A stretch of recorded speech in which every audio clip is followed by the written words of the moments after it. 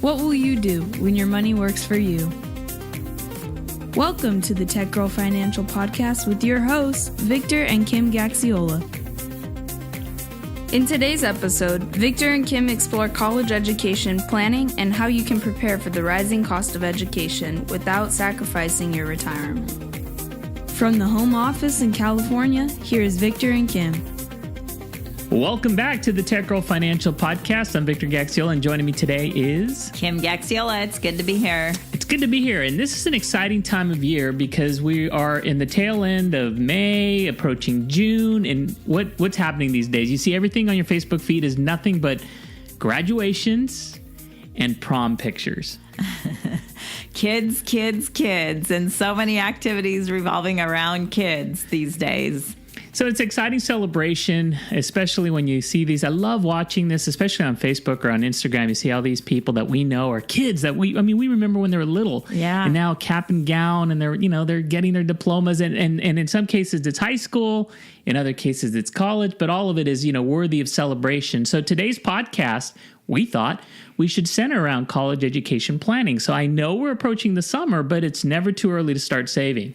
That's right. And there are so many ways to approach this topic, but we are thinking about those of you with parents that are getting closer, maybe in the high school years. How do you really tackle this situation and this large unknown expense? And unknown is the key word here because, I think we can all agree, and this was the case for Kim and I. We've got two kids, which you've heard in the podcast before, but Mika is currently a junior in high school. She has one more year of high school to go, and she's already set her sights for what follows after high school. Now, we couldn't have predicted which path she was going to take, but we did know very early that we were going to want to fund, a college education plan, assuming, or at least enforcing, wanting her to go to college, go to university, and pursue something to help her with her career. This is one of those areas where my thoughts about us paying for our children's college education has changed over the years by all of the conversations I've had with clients and friends over the idea of college education. My parents, I was very fortunate. My parents did pay for my college education, but when I went to UCLA, one trimester cost $500. Wow.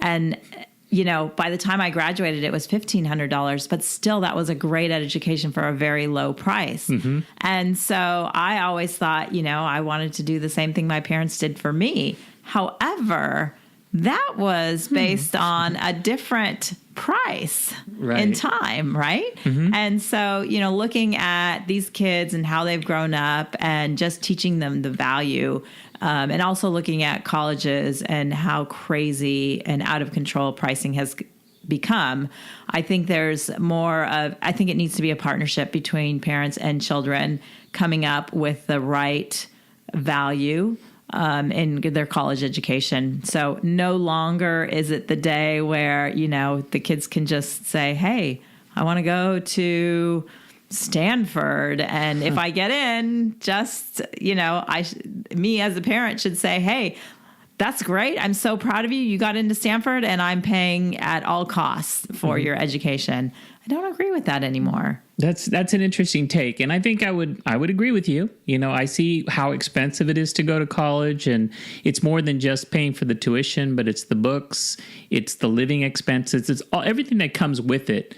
And like you, I think the key word that you said is this partnership. In other words, coming to some sort of agreement with your child, because on one end, because my parents as well helped me pay for UCLA, go Bruins, we both did. And I remember when the tuition fees almost tripled in the time that we were there. So I feel that I have a certain obligation to want to help fund some of Mika's and Noah's college education, but I'm also mindful that I want to be able to retire. Right. And I want to be able to not necessarily, have a comfortable retirement. So it's one of these balancing acts, right? Because I don't want Mika to have to take a huge student loan and end up paying the first 10, 20 years of her working life to pay that off. So it's striking this balance and finding the right partnership and negotiating, almost working with your kids to find a solution. Right. So I think first and foremost, the first thing you said is you should not sacrifice your retirement for your kids. you in retirement do not get a do-over if you run out of money. But your kids, if they take out a loan for college, will have many, many years of earning money to pay that student loan off.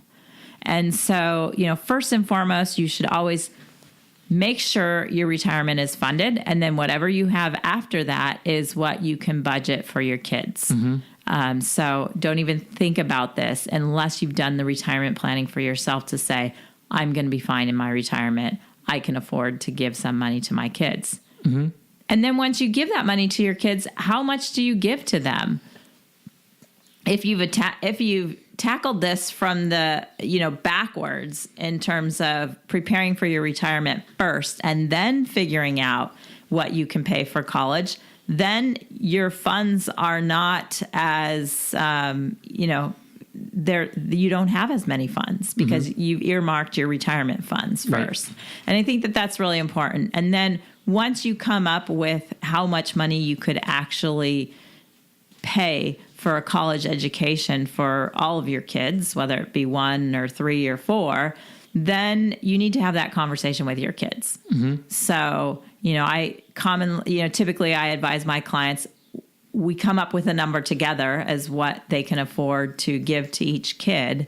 And then you have that conversation with your kids early in high school years to say, I can afford to give you, be it $10,000, $20,000, whatever that number is, I can afford to give you, $10,000 for 4 years, period, end of story.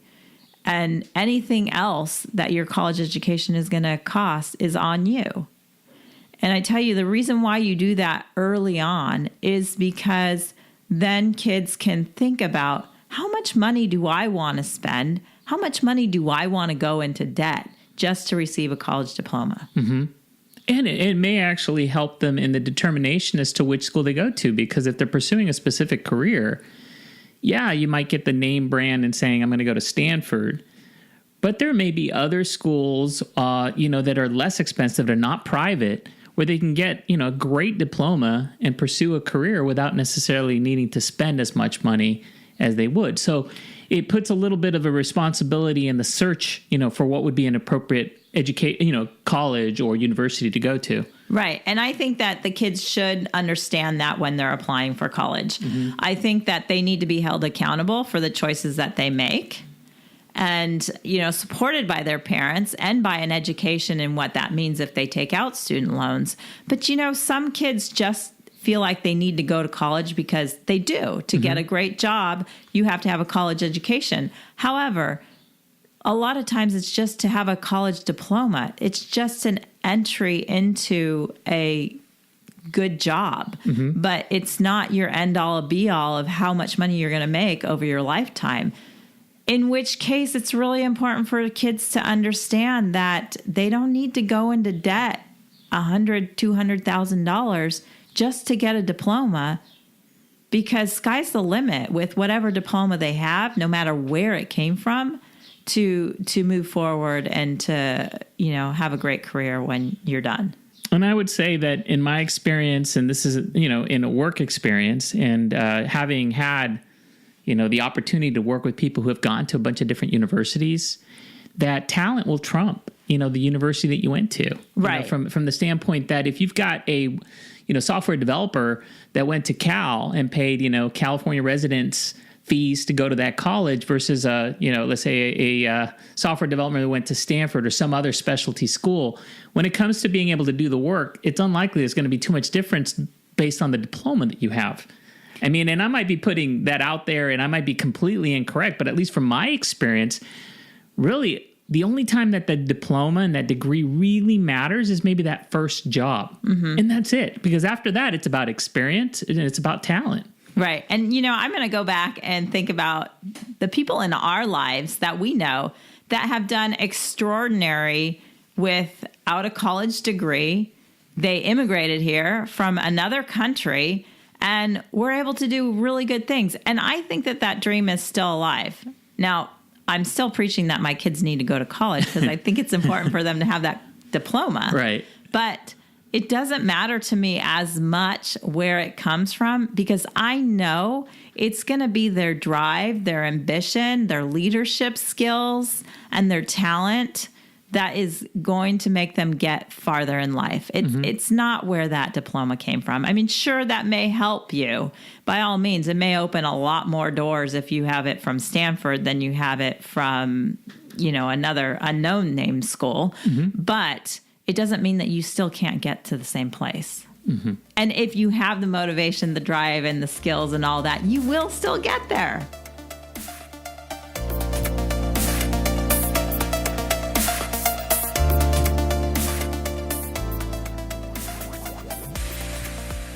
Okay, Kim, so I'm a much more visual person, and this is a podcast, so we need to paint pictures for people. So let's talk about how should people approach college education planning? Okay, so I'm going to go to an example. Your favorite types of examples, because they have to do with flying and airplanes, and I know you love flying and airplanes. I do.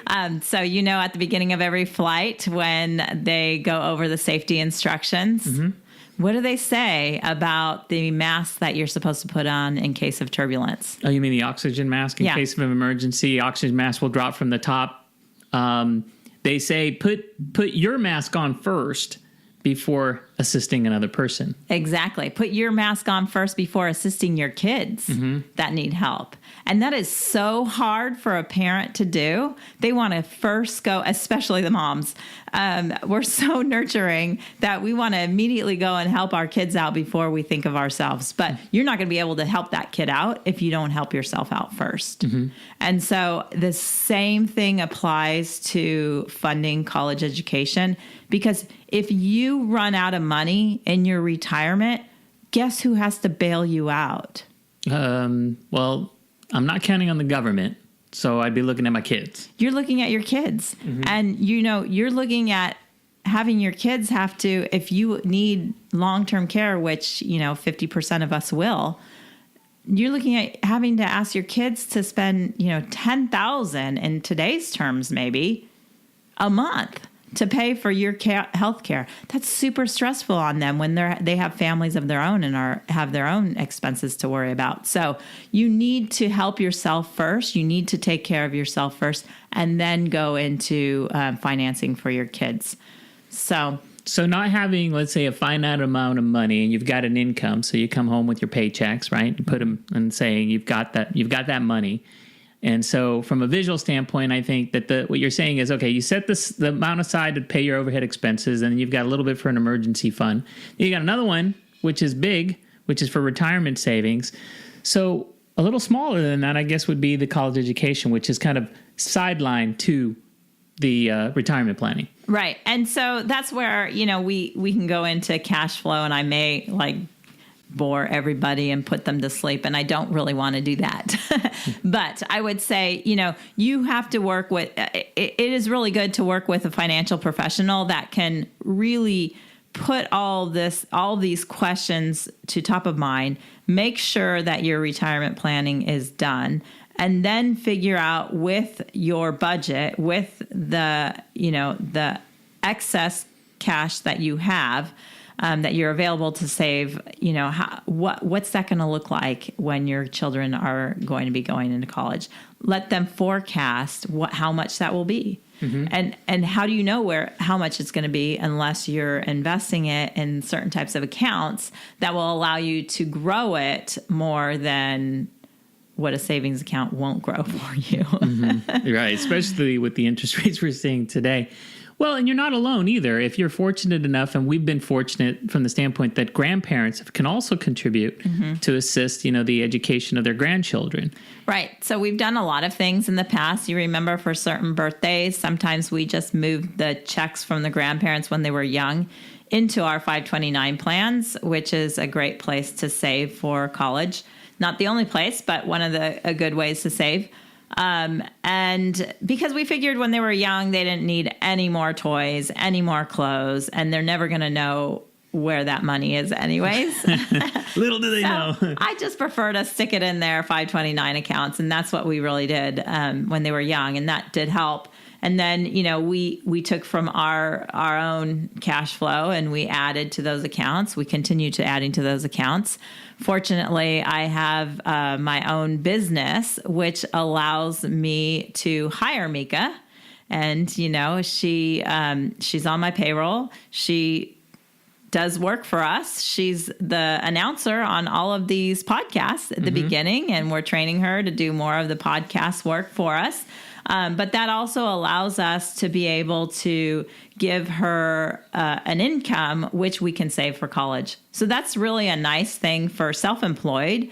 You should work with your accountants and your financial advisors to see if that works for you, because that may be a nice way to give your kids some income, but also save it away.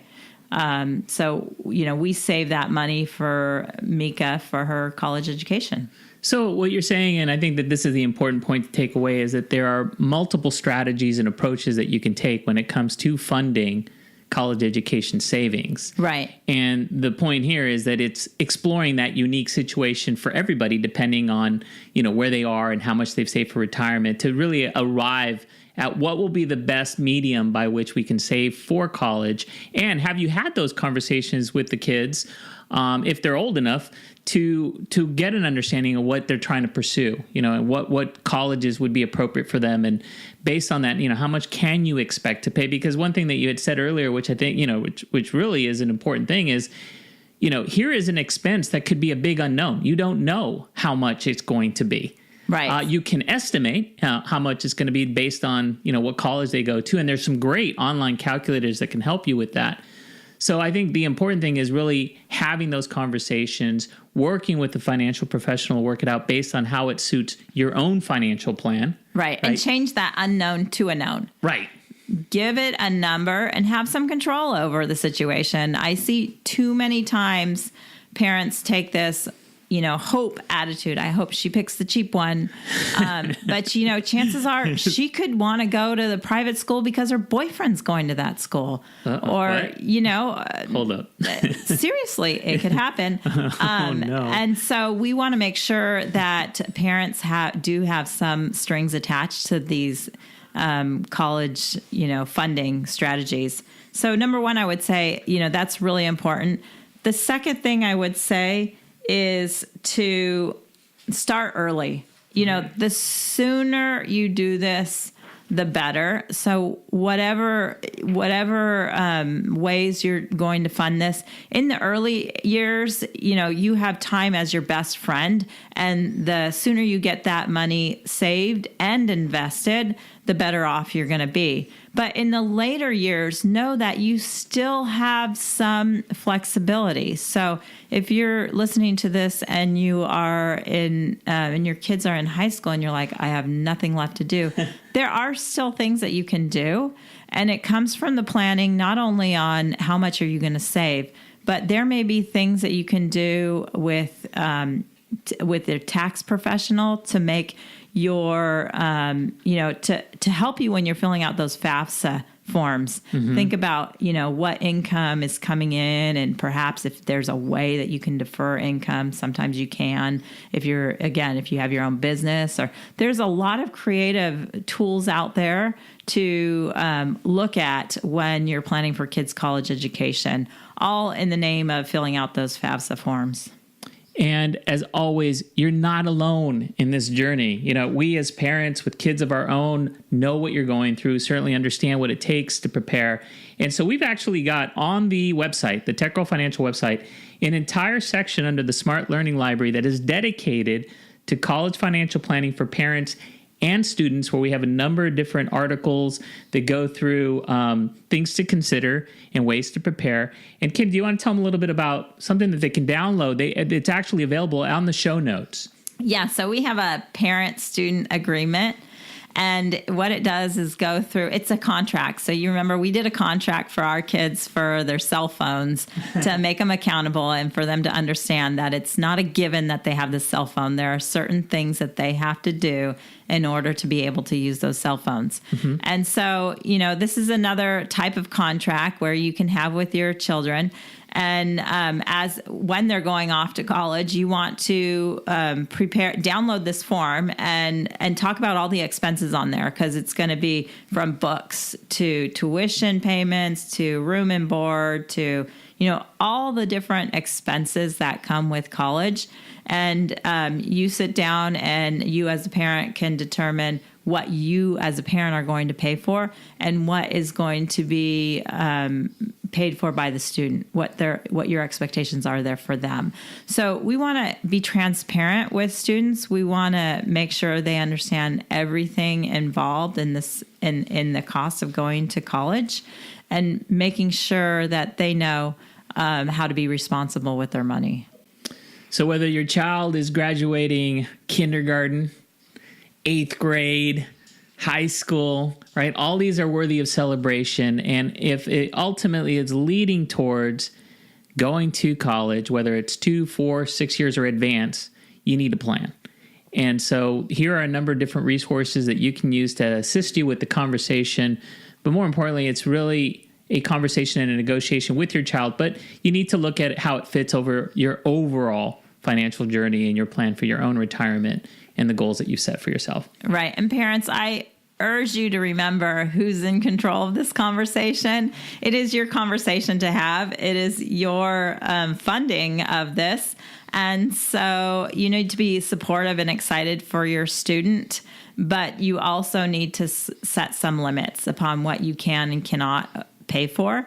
And so there is a great article within that website that refers to, paying for college on your terms. I really encourage you all to take a look at that, because it gives a lot of different ideas for it. First and foremost, to be transparent and to tell them what you will be able to pay for. And the second is, to always close it with for 4 years. Because I've heard of people that, haven't put that 4-year term on, and, they don't finish in 4 years. Or I know someone that said, okay, we're done after 5 years. And, this child was looking like he wasn't going to graduate in 5 years. They reminded him of it, and boom, he was done in 5 years. Oh, okay. It put a little deadline. And so I said, imagine what would have happened if you said 4 years. Yeah, true. True. You can do it in 4 years. I did it in 4 years. Yeah. And I think nowadays more and more people are looking at community college as well for a couple years on the early years. I know that's what our daughter's doing, because when we talked to her about how much we could afford for 4 years in her fashion, she asked if she could, instead of having it all 4 years, take that same amount over 2 years. And that's about what her, college, if she gets to go to where she wants to go, that's about what it's going to cost her for 2 years instead of 4. And so, she's going to go to community college probably first. And I'm happy for that. Yeah, I know, right? Well, and she'll be in a better place too, because she won't have to get. That means she won't have to go into student debt, probably. Yeah, hopefully that'll be the case. And the thing is that she's taking ownership, which I think is the important thing, is recognizing that these decisions are being made for a reason, and she understands both the economics and the reason for it. Right. So obviously, if you have questions, and chances are that based on listening to the podcast, you probably have a lot to think about. And if you haven't had these conversations with your kids, probably a good time to start. But you can always reach out to us. If you go to our website, just go to contact us. If you have a question, if you have a comment or a suggestion for future podcasts, you can reach out to us also through the website. Or if you use Twitter, use hashtag AskTGF. But I want to thank Kim. Thank you for sharing all your insights. Victor Gaxiola. Thank you also. And thanks for listening in. I know, we weren't able to go into all the details, but I think they would bore you, the details. And they are so specific that we just hope this puts in your mind, the thought that, wow, I need to get planning on this and give that financial professional a call. Yeah, and I think, like you said, it's one of those things that it can be a very unique situation for each individual, that if you were to do a podcast that addressed all the situations, it would be a 3-4 hour podcast. So in this case, just kind of scratching the surface in very general terms, but know that we're available to help if you have specific questions. Absolutely. That's what we're here for. So once again, this is the Tech Girl Financial Podcast, and always remember, what will you do when your money works for you? Thank you.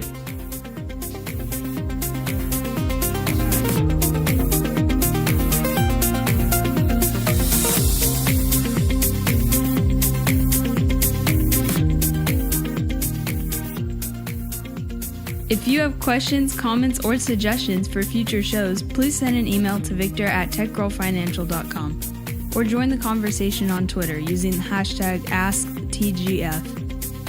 We also encourage you to follow us on the Tech Girl Financial page on Facebook and connect with us on LinkedIn.